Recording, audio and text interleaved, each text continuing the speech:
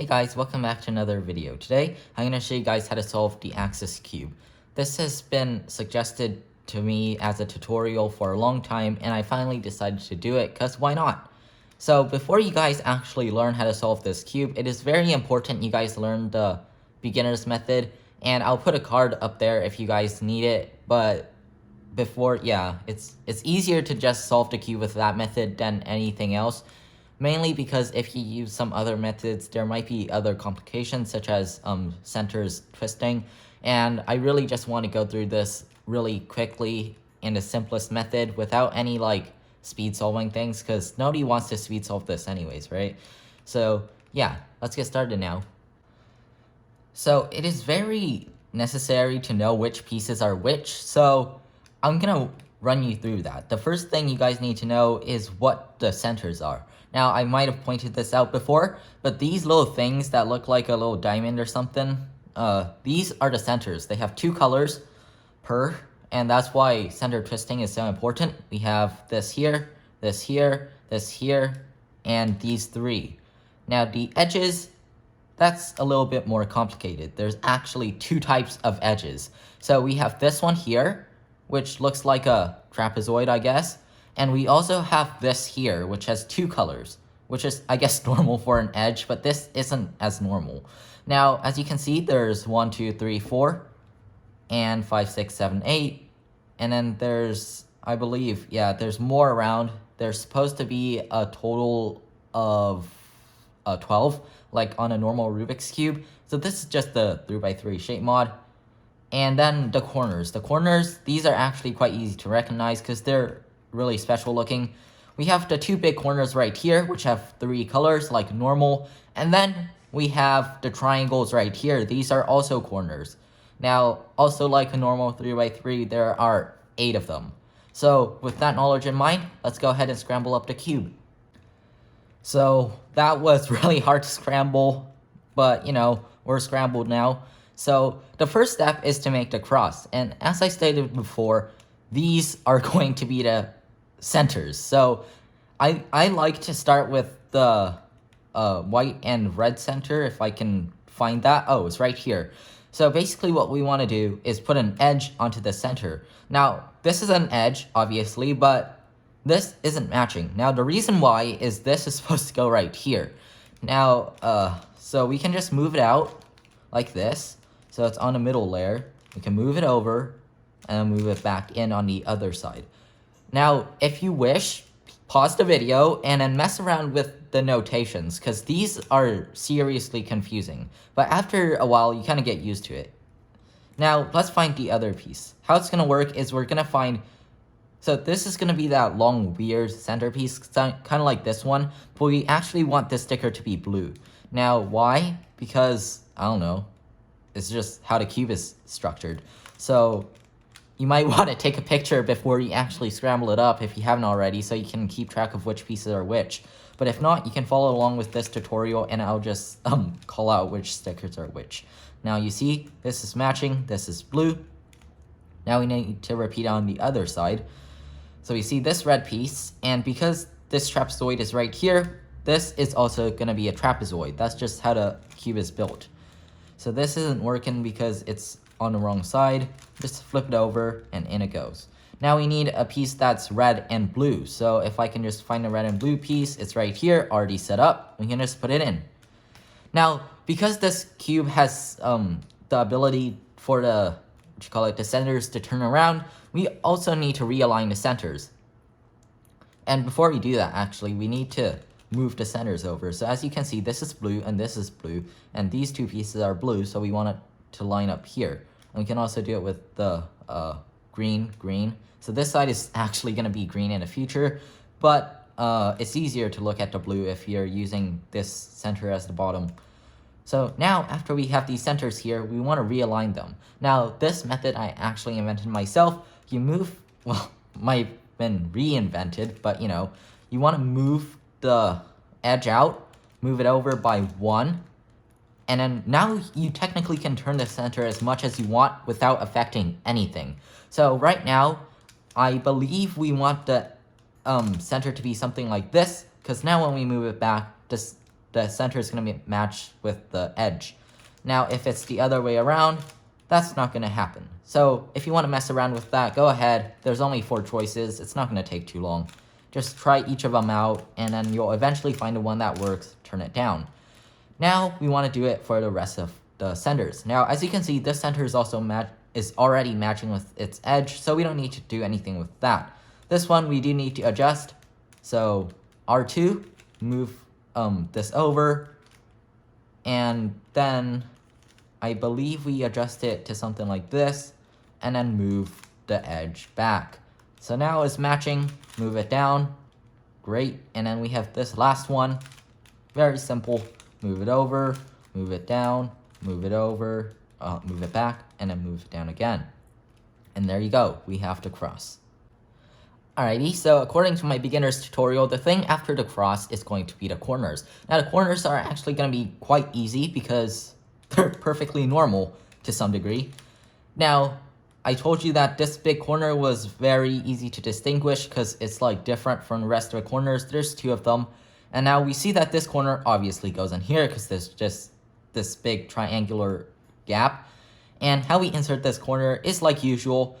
Right now, if we insert it this way, it's not going to work. But if we insert it the other way, it's also not going to work because it's...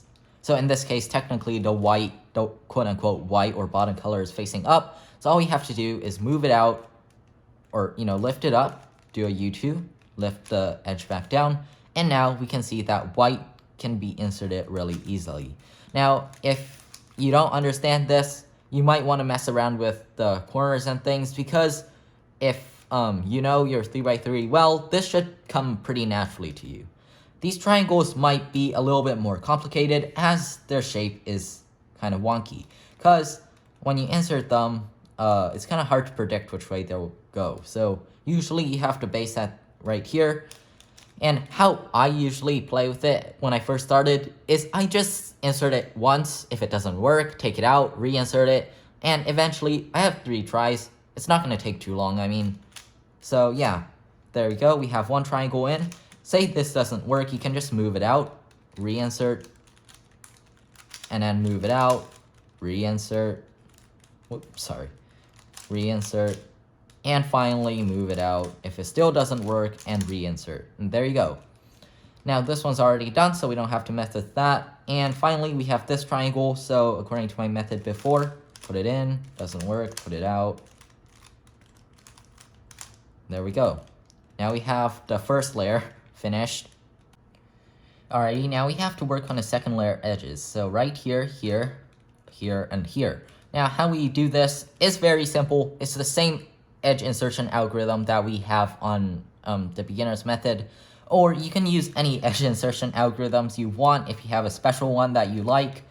And so right here, it's pretty obvious that this is going to go in here, because there's really nowhere else this green trapezoid can go, right? This is going to be a blue trapezoid.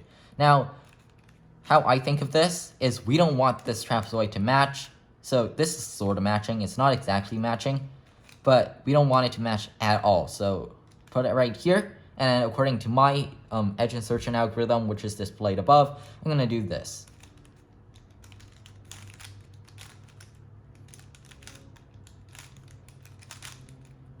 And there you go. We have the first edge in.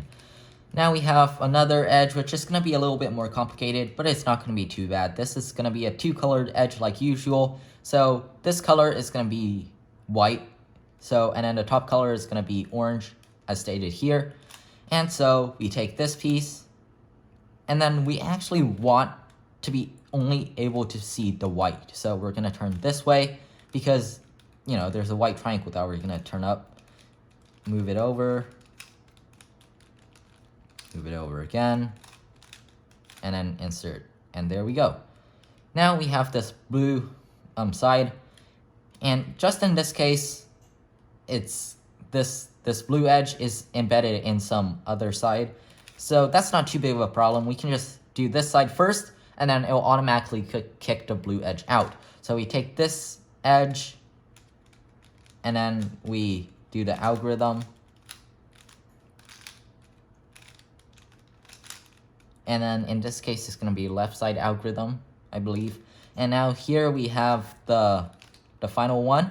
So this is matching. So, just in shape, not in color. This is matching, this is not. So we're going to want to do the algorithm on this side. And there you go. Those are the bottom two layers. And in this case, we actually see we already finished two sides, which is pretty nice. Alright, so if that was easy, now we're getting into the hard part. This next part is gonna be about making the quote-unquote yellow cross. So we want these pieces to be solved, and in this case, it's really easy. You can tell that these pieces are not oriented correctly, but these are. And because I know my algorithms, I know this is gonna be F, double sexy, F prime. So that's gonna make the cross. But in the case that we don't know which ones are flipped, how do we check it? So the way we do this is that, look at this edge. So this edge, you can't tell if it's flipped or not. There's only one color. So how we check is whether this edge matches the center underneath it. So we need to find the position that this edge is supposed to go in. So right now, this edge is supposed to go right here because, it's just supposed to go here. Now, if this edge goes here and it matches with the center below it, then that's correct. That's a good edge. So it's one of these, something like that. Now, if we have, say, let's check this one now. We're gonna move it here because this is where it's gonna belong with yellow here, green here. But then it's in its, dare I say it, home base, but then it's not flipped correctly. So it's gonna be one of these bad edges. And then we have, I don't know, this one. This one is gonna be a good edge because it's in its position where it's supposed to be, but it's also matching the center below it. So it's also a good edge, so one of these. And finally, we have the last piece, this one. This is where it's supposed to go, but then it's not matching the bottom. So this is also a bad edge. So now, after we have seen which ones are good, which ones are bad, we know that this one's good, and I believe this one's also good, right? Yeah, so these two are good. That means we have a case like this, where we have a line. So we see a line here because this is good and this is good. Now we can sort of ignore everything else below it, just care about this. So these two are good, these two are bad. So according to this, I know since it's a line, I usually do this algorithm F, sexy, F prime. And so here we can do the same thing. So make sure you're facing the right way though, because you have the two things here and unsolved there, F, sexy, F prime. So now all of these are correct. Now how do we check it? We do the same thing as we did before. This is where it's supposed to be and it's matching, which is good. This is also where it's supposed to be now and it's matching, which means it's good. This is also where it's supposed to be and it's matching, so it's good. And we can do the same check with the rest of the pieces. I don't know if I already did these, but all of them are where it's supposed to go. So then after we have to cross, we need to permutate the edges. So in this method, we usually have to, well, these are already solved. Wait, give me a sec. So usually in this method, we're gonna have to permutate the edges, which means align the edges in the right position. So if I can just find one, that's good. So right now we have two edges that are matching right here, but these are bad, which means they're not in the right position. What we can do is execute an algorithm to change these two edges. So, swap these two edges to make them good. So I'll walk you guys through that. So we can first find the most amount of edges that are correct. So in this case, we have this edge that's correct and this edge that's correct. In any other case, there's only around one that's correct, so we want this side to be good. Now, how we execute this next algorithm is when we have these two that are wrong, we want to execute the algorithm on this side. So the algorithm goes something like this, displayed above as always.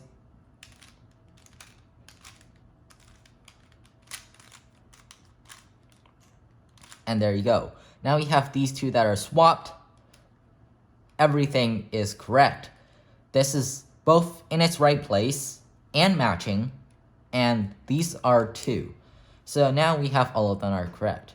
Now there are also some other cases where these 2 are swapped or something else, and I'll run through that real quick. So now it's showing the case where I talked about before.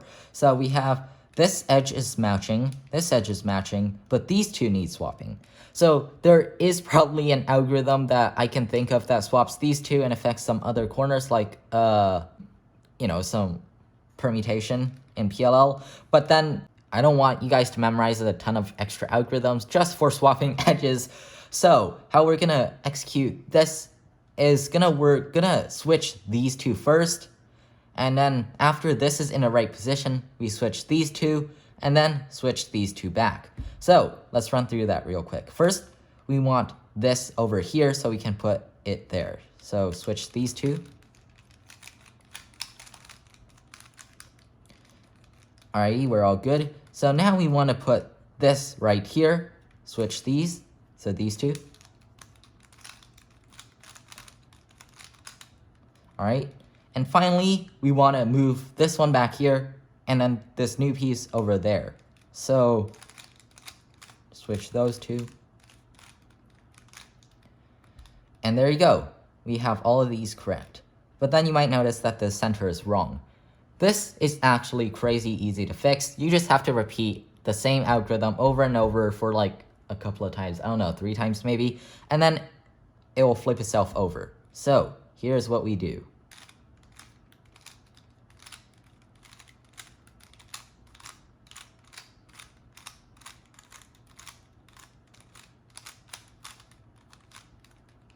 And as you can see, after you repeat that sequence, all of these are going to be solved. And this center is going to flip itself around 180 degrees. And there you go. Now we basically have the cross solved and all of the centers aligning below it.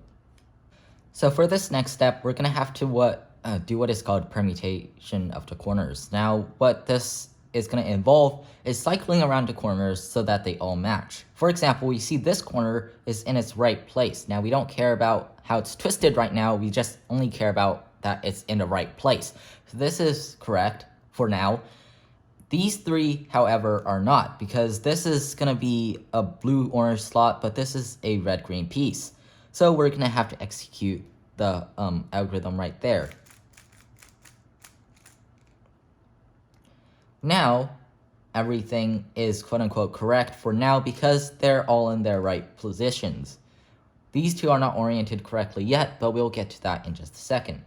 Now, how we're going to execute this outset on here, not outset, it's just a single algorithm, is, as you can see, this is the solved corner right now. There might be a case where there are no solved corners, but we're going to get there in a second. So how this is going to work, that algorithm cycles these 3 corners in a clockwise cycle. So basically, this is going to go here, this is going to go here, this is going to go there, and we can see that this is going to cause the cube to be quote-unquote correct right now. So let's execute it.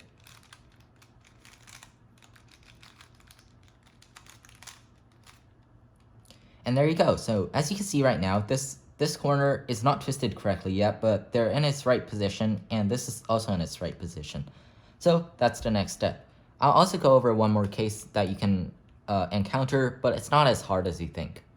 Alright, so you might also have a case something like this. And now you might be wondering, well, none of them are solved, so which way do I face? Now, so it's not really a matter of which way you face, it's more of a matter of understanding what the algorithm does. It cycles these 3 corners. So, technically, you can face any direction. So right now, none of them are solved. But since this clockwise cycle is going to fix, we need at least 1 to be fixed before we can cycle the other 3. That's common logic. So the first thing we need to do is get at least 1 of these solved. So as we can see, we can put green right here to fill in this hole and make it correct. So let's go ahead and do that. Cycle these 3. Whoop, sorry. And there you go. So now green is solved. And now we need to cycle these 3. So now this is just a case we ran into before, so we can cycle it once. And the reason why I say once is sometimes you might get a case that the corners are need to be cycled twice. So if you have a case that looks like the first thing we got before, you cycle it once and it seems like it should be solved because you're cycling it, but keep in mind there are 3 corners and this algorithm only cycles it clockwise once. So the max you can actually get is you need to cycle it 2 times. So you just execute that algorithm in place 2 times and it should be solved, or all of the corners should be in their right place. And now my cube just so happens to be solved, but I'll go over the last thing you can meet during this solving process, which is when one of the corners are twisted. So the next step is gonna have to be twisting these corners, right? Because we have everything else solved. The corners are in their right position, but they're just twisted. Now, how we solved this in my beginner's method tutorial is we flipped it to the bottom, and then, so we did sexy on one of these corners until it was solved. We turned to the next unsolved corner, continue doing the algorithm until that's solved, and then we realigned the bottom layer. Now this is gonna be really similar when we do it on the axis cube. Here's how. So this is the last step to solving this cube. It's very simple. All you have to do, like I said before, flip it over and execute the sexy move on right above this corner. So repeat the algorithm until this corner is solved, just like that. And now we do a D move and then align it with another unsolved corner. Continue doing this algorithm. Keep on doing it. And now in this case, I only have 2 unsolved corners. If there were more, I'd keep on doing it and not care about the top layer. Because if you do this step correctly, the top layer should be solved after you finish all of the corners. So you don't have to worry about the top layer. If it's solved, unsolved, you don't need to worry about all that until you finish everything. And then if you finish everything and it's unsolved, then you probably messed up. But until that point, there's really no point in worrying about it. But after you finish all of the corners, and then you realign the top, also known as AUF, there you go. You finish the axis cube. So there are a few notes. If this is your first time solving and you've done CFOP and everything, I don't suggest you trying to use CFOP on your first couple of solves because, that's just kind of confusing when you're already messing around with the weird corners, the weird edges. But after those first few solves, if you know how to do F2L, it's definitely worth it to give it a try because it's actually really fun to do F2L on this cube. So yeah, go ahead and try that if you haven't already. But with that, that's everything you need to know about how to solve the axis cube. I hope you enjoyed this tutorial. I hope it helped you solve the cube. And yeah, thank you guys so much for watching and see you guys next time. Goodbye.